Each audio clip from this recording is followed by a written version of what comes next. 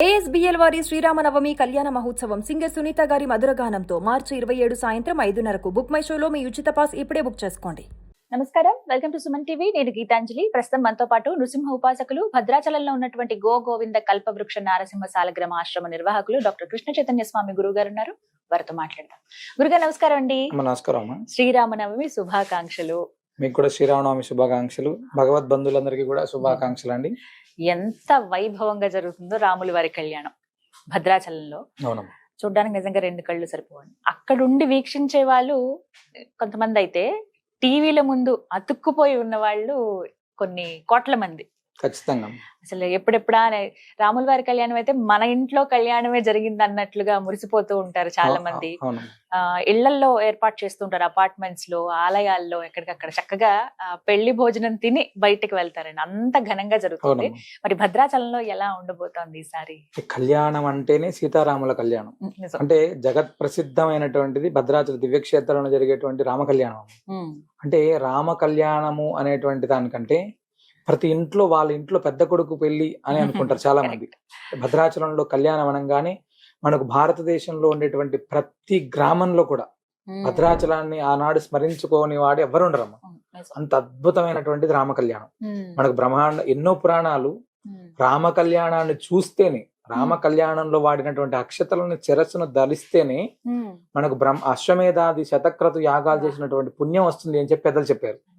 మీరు పల్లెటూర్లలో ఇప్పుడంటే మనకు అన్ని రకాలైనటువంటి సామాజిక మాధ్యమాలన్నీ ఉండేవి, కానీ పెద్దల కాలంలో పల్లెటూర్లలో ఆ భద్రాచల కళ్యాణం అనేటువంటిది ఆ యొక్క కామెంటరీ వినడానికి కూడా రేడియోల దగ్గర, టీవీల దగ్గర పెట్టుకొని చూసేటువంటి వాళ్ళు.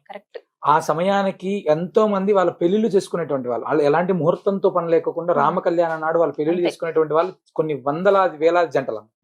అంత అద్భుతమైనటువంటి, మీరు అయోధ్య కావచ్చు, ఒంటిమిట్ట కావచ్చు, ఇలా ఎన్ని క్షేత్రాలు. అయోధ్య అనేటువంటిది మనం హిందువుల ఆరాధ్యంగా పెట్టుకునేది, కానీ కళ్యాణం వచ్చేటప్పటికి మాత్రం భద్రాచలానికి మించి ఇంకెక్కడ లేదు. భద్రాచలం నాడు ఏనాడు కళ్యాణం జరిగితే ఆనాడే కళ్యాణం అంటే ముందెనుకలు వచ్చినప్పటికీ కూడా అంత అద్భుతంగా. ఈ సంవత్సరం చాలా అద్భుతంగా భద్రాచల దివ్యక్షేత్రంలో స్వామి అంటే అక్కడ ఆదివారం చాలా విశేషంగా జరుగుతుంది. సాధారణంగా కూడా మనం ఆదివారం అక్కడ అంటే స్వామి సూర్యవంశపు రాజులు కాబట్టి చాలా వైభవంగా జరుగుతుందండి. అలాంటి అద్భుతమైనటువంటిది ఈ సంవత్సరం కూడా మనం చాలా వైభవంగా కళ్యాణం జరుగుతుంది. వచ్చేటువంటి యాత్రికులందరూ కూడా చాలా వైభవంగా స్వామివారి అక్షతలు అక్కడ ఏర్పాట్లు కూడా, దేవస్థానం ఎంత అద్భుతమైన ఏర్పాట్లు జరుగుతుందంటే మా భద్రాచలంలో వచ్చేటువంటి ప్రతి ఒక్కరికి కూడా అంటే అక్కడ యాత్రికులకి ఎలాంటి సౌకర్యాలు అవసరం అంటే కళ్యాణ అక్షతలు, ప్రసాదాలు, ఇవన్నీ కూడా ప్రతిదీ కూడా చాలా వైభవంగా ఏర్పడేది. ఈ శ్రీరామనవమి తీసుకుంటే చాలా సంస్థలు అంటే ఆ కళ్యాణానికి వచ్చేటువంటి యాత్రికులకు ఏమేం చేయాలి సౌకర్యాలు చాలా అద్భుతంగా జరుగుతుంది. అలాగే ఎండాకాలం కదా, దానికి తగ్గట్టుగా కూడా జాగ్రత్త. అవునమ్మా, ఖచ్చితంగా. చలువ పందిళ్ళు అన్ని ఆల్రెడీ సిద్ధం అయిపోతున్నాయి. సిద్ధమవుతున్నాయి. మరి ఈ సందర్భంలో అక్కడే ఉన్నటువంటి స్వామివారు కల్పవృక్ష నారసింహ స్వామివారు ఎలాంటి సేవా కార్యక్రమాలు అంటే సాధారణంగా మనం కల్పవృక్ష నరసింహ స్వామి వారి ఆశ్రమానికి వచ్చేటువంటి యాత్రికులకు కావచ్చు, భద్రాచలంలో వచ్చేటువంటి రామనవమికి కాదు, నిత్యం వచ్చేటువంటి యాత్రికులకే మనం నిత్యాన్న ప్రసాద నిలయం ద్వారా రోజు కొన్ని వందల మందికి ఆహారం అందిస్తున్నాము. అయితే సాధారణంగా మనందరం కూడా శ్రీరామనవమికి వచ్చేటువంటి రోజు పెడుతుంటారు అందరూ కూడా అక్కడ. అంటే నవమి రోజు వచ్చేటువంటి యాత్రికులకి అన్న ప్రసాదం పెడుతుంటారు చాలా వరకు. అంటే వివిధ ఆధ్యాత్మిక సంస్థలు కావచ్చు, సేవా సంస్థలు. మనం అలా కాదమ్మా. అంటే గోటి తలంబ్రాలని ఒలిచి అవన్నిటిని కూడా కాలినడకన తీసుకొని వచ్చేటువంటి యాత్రికులకు ముందు 2-3 రోజుల నుంచి కూడా ప్రతి నిత్యం కూడా భోజనం, ఉదయం, మధ్యాహ్నం, సాయంత్రం వాళ్ళకి భోజనం కావచ్చు, మజ్జిగ, మంచినీళ్ళు, ఇవన్నీ కూడా మనం ఉభయ తెలుగు రాష్ట్రాల్లో చాలా ప్రాంతాల నుంచి భద్రాచలానికి కాలినడకన వస్తారమ్మా. మన నృసింహ సేవావాయం ద్వారా నుంచి వాళ్ళకి మజ్జిగ, మంచినీళ్లు అంటే వచ్చేటువంటి ప్రతినిత్యం. లాస్ట్ ఇయర్ మనం సుమారు 25,000 మంది పైచులకు మందికి అన్నప్రసాదాన్ని అందించాము. అంటే వచ్చి కంటిన్యూగా పెడుతూనే ఉన్నాం 3 రోజుల కాలం పాటు. నృసింహ సేవావాహిని ట్రస్ట్ ద్వారా అనేక మంది నృసింహ భక్త కుటుంబం అంతా కూడా చాలా వైభవంగా, అంటే ఆ కళ్యాణం రోజు అక్కడికి వచ్చేటువంటి యాత్రికులకు మేము ఏదైనా చేయాలి అనుకునేటువంటి చాలా మంది. అంటే ఒక అడుగులో అడుగు వేసుకుంటూ మనం ఎండాకాలంలో నడవడమే చాలా కష్టం. చెప్పులు లేకోకుండా కాలినడకన గోటి తలంబ్రాలు తీసుకొని వేలాది మంది నడుచుకుంటూ వస్తుంటారు. అలాంటి వాడికి మనం కాసిన్ని మంచినీళ్ళు, కొంచెం మజ్జిగ, అంటే రాముడు నిజంగా అలాంటి వాళ్ళలోనే వండి తీసుకుంటారు. మేము ప్రత్యక్షంగా ఒక సంఘటన మేము 2 సంవత్సరాల క్రితం మేము అనుభవించామా. ప్రతి సంవత్సరం కూడా మేము మజ్జిగ, పానకము, తర్వాత పెరుగన్నం, పులిహోర ఇలాంటివన్నీ ఏర్పాటు చేసి పెట్టేటువంటి గత 2 సంవత్సరాల క్రితం ఇది సంగతి.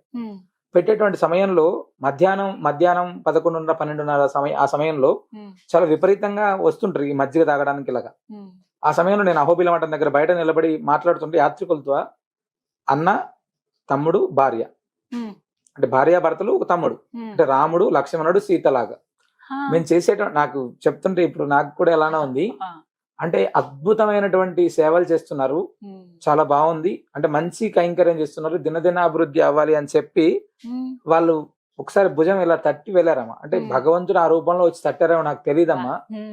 అంటే నేను అనుభవించినటువంటి ఆ సంఘటన, ఆ యొక్క చేతి స్పర్శ 24 గంటల సేపు నాకు శరీరం ఆ షివర్ తగ్గలేదమ్మా. అంటే బాడీ ఆ వైబ్రేషన్ తగ్గలేదు నాకు 24 గంటల సేపు. అంటే నిజంగా రామచంద్రమూర్తియే మనం చేసేటువంటి దాన్ని మెచ్చాడేమో. రాముడే నిజంగా ఎంత అంటే ఈ సేవ చేయడానికి. మాది అనంతపురం జిల్లాలో కునుకుంట్ల అనే ఒక చిన్న గ్రామం అమ్మ. అక్కడ రాముల వారి గుడి ఉంటది. నేను చిన్నప్పుడు అక్కడ భజనకు వెళ్లి రోజు రాత్రిపూట భజన దగ్గర తాళాలు కొట్టి అక్కడ ఉన్నటువంటి రాముడికి హారతి, మా నాన్నగారితో పాటు నేను వెళ్ళి హారతి ఇలా కార్యక్రమాలు పాల్గొన్నాను. నా జీవిత కాలంలో నేను ఎప్పుడైనా భద్రాచలం చూస్తానా అనుకునేవాడిని చిన్నప్పుడు, 5 సంవత్సరాలు, 6 సంవత్సరాలు, ఇలా 10 సంవత్సరాల లోపల. అలాంటి నన్ను శాశ్వతంగా భద్రాచలంలో తీసుకొని వచ్చి పెట్టాడు స్వామి. మామూలుగా ఎక్కడ అంటే మామూలుగా ఏ తీరుగా నన్ను దయచూపి పెదవని రామదాస్ కీర్తనలో ఉంటది. చాలా పాటలు నేను వాళ్ళతో కూర్చొని పాడేవాడిని. అప్పుడు నిజంగా అనిపించేది భద్రాచలం అంటే ఎక్కడో ఉంది, మనం జీవిత కాలంలో ఒక్కసారైనా దర్శనం. అలాంటి భద్రాచల క్షేత్రంలో ఉండి కొన్ని వేల లక్షల మందికి సేవ చేసుకునేటువంటి భాగ్యాన్ని రాముడు ఇచ్చాడమ్మా అక్కడ. ఆయనే అప్రిసియేషన్ చేశాడేమో నిజంగా నువ్వు ఇంకా అద్భుతంగా చేయని.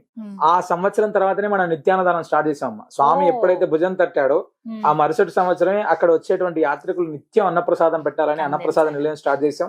శ్రీరామనవమి కావచ్చు, ఇలా పండుగలు, వైకుంఠ ఏకాదశి, ప్రతి నిత్యం వచ్చేటువంటి వాళ్ళకి కొన్ని వేల మందికి ప్రతి నిత్యం అన్నదానం. ఎక్కడి నుంచి వస్తున్నాయా ఇవన్నీ మీకు డబ్బులు ఎలా వస్తున్నాయి అంటే నిజంగా ఈనాటికి కూడా మేము ఎవరి దగ్గరికి వెళ్ళి దేహి మాకు ఇవ్వండి అని మేము ఎవరిని అడగట్లేదు, చేయి చాచట్లేదు. ఏ యాత్రికుడు ఎలా ఇస్తున్నారో, ఎవరు ఇస్తున్నారో, ఏ మహాత్ముడు బియ్యం పంపుతున్నారో మేము ఇలా వీడియో చూసి వచ్చిన వాళ్ళు చాలా మంది, స్వామి మేము బియ్యం పంపిస్తాం, కూరగాయలు పంపిస్తాం. పోయిన సంవత్సరం శ్రీరామనవమికి కొద్ది రోజుల ముందు ఆవుకాయ వేయాలి అని మేము అనుకుంటే ఒక భక్తుడు ఎవరో తెలియదు లారీలో చిన్న కంటే దాంట్లో మామిడికాయలు పట్టుకొని వచ్చారమ్మ. మేము ఒక 4 రోజుల క్రితం అనుకుంటే అలా వచ్చాయి. భగవంతుడు నిజంగా వచ్చే యాత్రికులకు పచ్చడి కావాలి అనుకున్నా, పచ్చడికి పంపించాడు.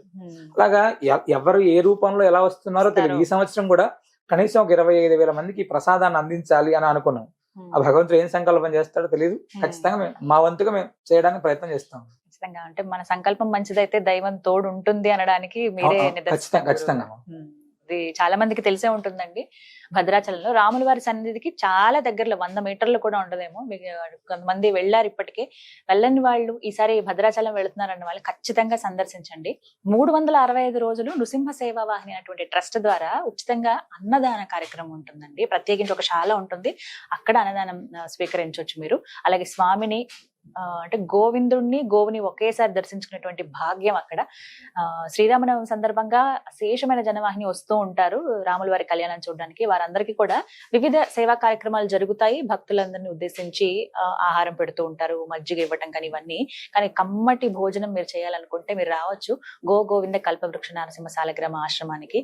ఇప్పటికీ అంటే ఎక్కడ బ్రేక్ లేకుండా కంటిన్యూ చేస్తూ ఉన్నారు. ప్రతిరోజు విశేషంగా ఉంటుంది. ఇంకా ఆ రోజు ఇంకా ప్రత్యేకం అనమాట. మీరు గనక రాముల వారి కళ్యాణానికి వస్తే ఖచ్చితంగా వెళ్ళి ఆశ్రమాన్ని కూడా సందర్శించండి. కల్పవృక్ష నరసింహ స్వామి వారిని కూడా మీరు దర్శించుకోండి. ముడుపులకి చాలా ప్రత్యేకం. కోరిన కోరికలు తీర్చి కొంగు బంగారంగా నిలుస్తున్నారు కల్పవృక్ష నరసింహ స్వామి వారు. మీరు అందరూ కూడా దర్శించుకోవాలని కోరుకుంటున్నాను. ఈసారి చాలా విశేషంగా ఉండబోతోంది. ప్రయత్నిస్తాను గురువు గారు, అనుగ్రహం ఉంటే ఖచ్చితంగా నేను ఆ సమయంలో అక్కడ ఉండాలని కోరుకుంటున్నాను. తప్పకుండా రండమ్మా. అంటే సాధారణంగా మనం యాత్రికులు కూడా శ్రీరామనవమి సమయంలో ఖచ్చితంగా మన దగ్గర కూడా అంతే మంది భక్తులు వస్తారు అనేటువంటి ఉద్దేశంతో విశేషమైనటువంటి ఏర్పాట్లు మనం కూడా చేస్తున్నాం. ఎందుకంటే స్వామివారి ముడుపులు కట్టేటువంటి వాళ్ళు మీరు అన్నట్టుగా ప్రతినిత్యం కూడా పెరుగుతున్నారు. స్వామివారి వారి అందరి అనుగ్రహం ఇస్తూనే ఉన్నాడు. ఈ శ్రీరామనవమి అంటే సెలవు రోజులు కావడం చోట ఇంకా ఎక్కువ మంది వచ్చే అవకాశం,